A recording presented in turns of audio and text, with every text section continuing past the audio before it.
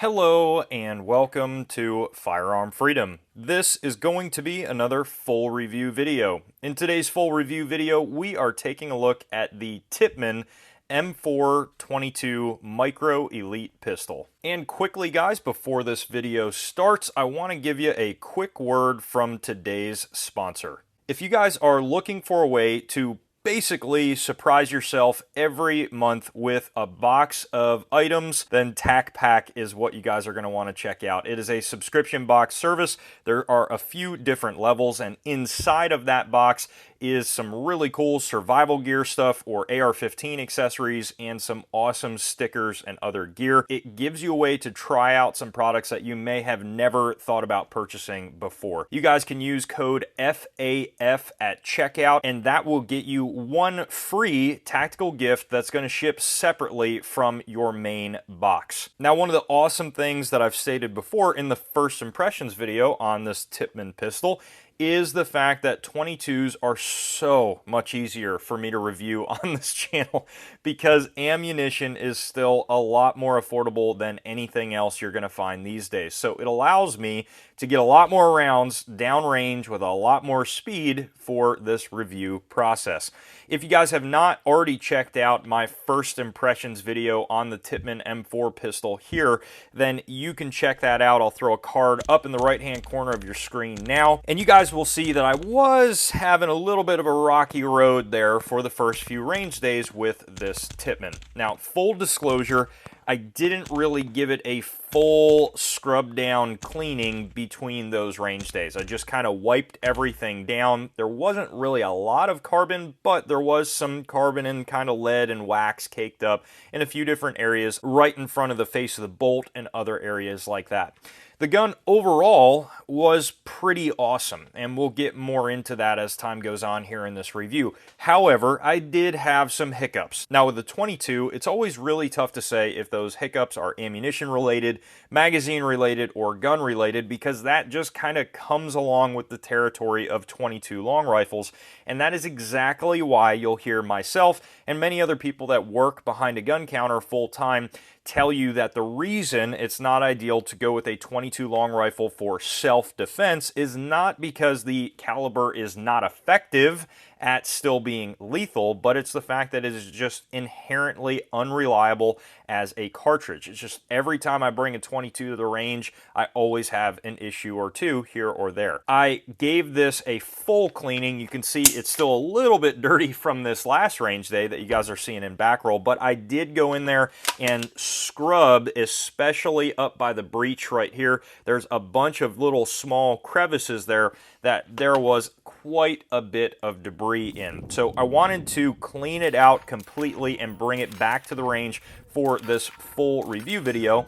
We are now a little bit over the 1,000 round mark on this Tippmann, which I know for 22 isn't all that much, but this was in a relatively short amount of time. I brought a total of 75 or 100 rounds to the range with me, and mind you, none of the other range days I was able to get through 100 rounds without at least one random malfunction, whether it was a failure to feed or a failure to fire. There was just something in 100 rounds, which ultimately even one failure in 100 rounds is not that terrible with a 22. But it made it through the last range day with absolutely no malfunctions of any type. So it appears that this Tippmann was pretty gunked up with some carbon, and that was probably leading to some more issues, as I stated in the first impressions video. After I got it all cleaned up, it was running 100%.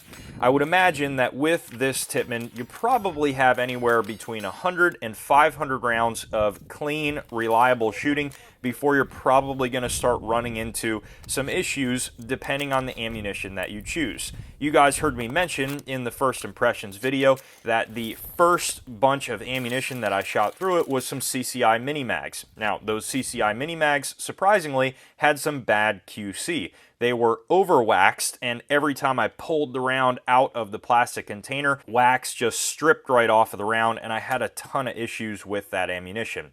My guess is that the wax from those bullets kind of caked up the action even more, and after I wiped it down, it worked pretty good, but still had some hiccups every now and again. After I cleaned that out completely, a lot of those hiccups went away. So I will kind of eat my words a little bit, and this thing is running a lot better now. And also, you guys know I'm not a huge fan of break-in periods on guns, but this may have needed to be kind of broken in a little bit. I think the only downfall about this gun so far is that I did not have more magazines at the range. I hate loading 22 long rifle into magazines because it's always really annoying when it's cold out, and I have average size hands, but handling these little 22 rounds and trying to get them in the magazine always sucks. So having more of these magazines on hand is definitely the way to go in the future. I also added on an extra accessory, or a few extra accessories, for that most recent range day. I threw on a TLR7, the first generation TLR7 from Streamlight, and that light was on in front of the front sight that you guys will be seeing in a few different back roll clips. And then I also had a BCM grip stop on the bottom of the gun.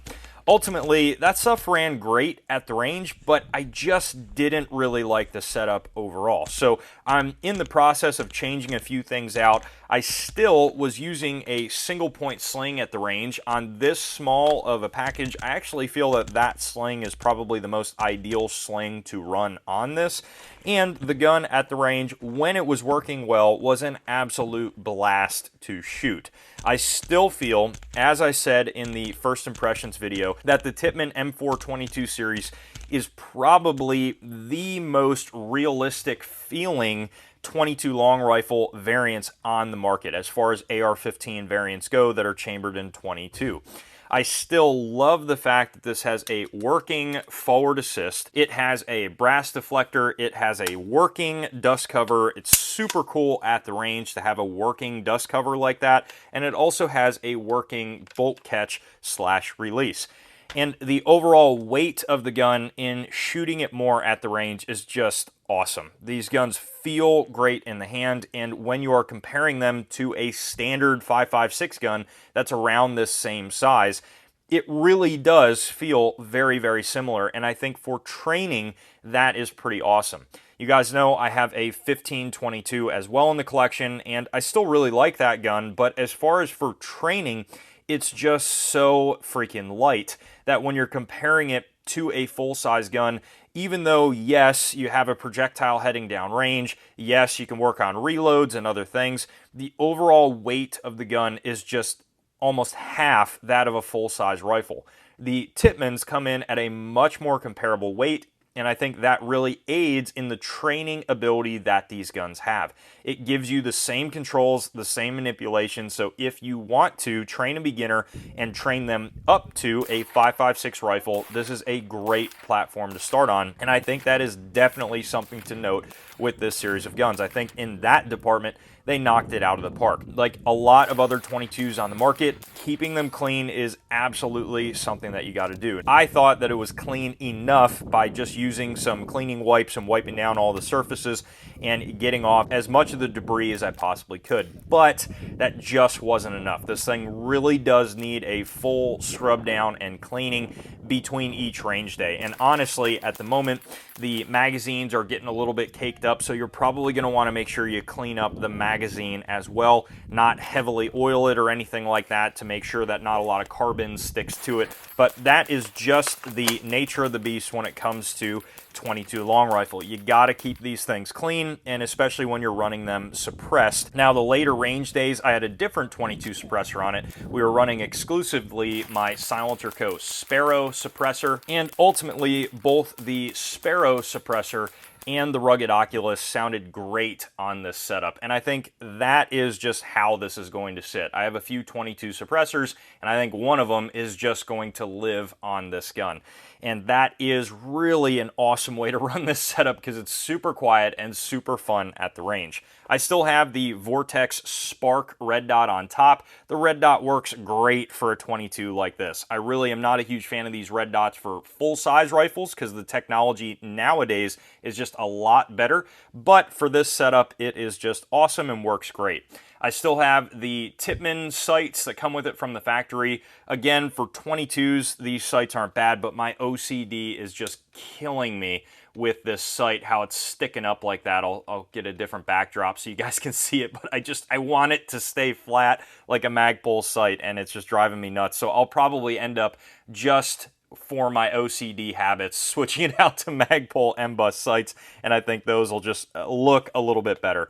The brace itself is awesome. It is a pretty good brace. As I mentioned in the first impressions video, this thing is still holding up well. It has a metal sleeve in here, so it slams back shut, which is pretty cool, and it's great for stabilization of the pistol. It is also adjustable, and it's a really nice setup. I think Tippmann did a great job with this brace design. The trigger on the gun has gotten a lot better over time, with a few more rounds downrange through it. So that is also pretty nice. So you got a little bit of take up here, and then you'll hit a wall.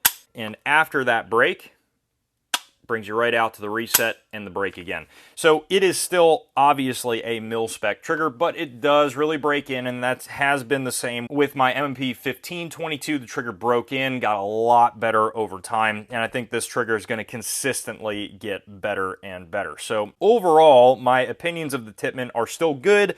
Now they are even better than they were in the first impressions video, and I love when that happens. When a gun starts working better as the review goes on, it's really nice. As I said before in the first impressions video, I have no affiliations with Tippmann. I bought this with my own money. They didn't send me this gun, so it's awesome to see that it's working now, because obviously that is what I want to see out of a gun that I spent some money on. So I would, at this point, really recommend the Tippmann. I think it's a really nice setup to have for training, and you guys will see this thing kind of evolve over time into a few different setups, I'm sure. That is going to wrap up this full review video on the Tippmann M4-22 Micro Elite Pistol. If you guys have any other questions about this gun or anything else on the channel, please throw them down below in the comment section, and you guys know I absolutely will get back to you. While you're down there, check out the links in the description and hit that subscribe button and ring that bell. Thank you guys so much for watching, and stay tuned for more great videos to come soon.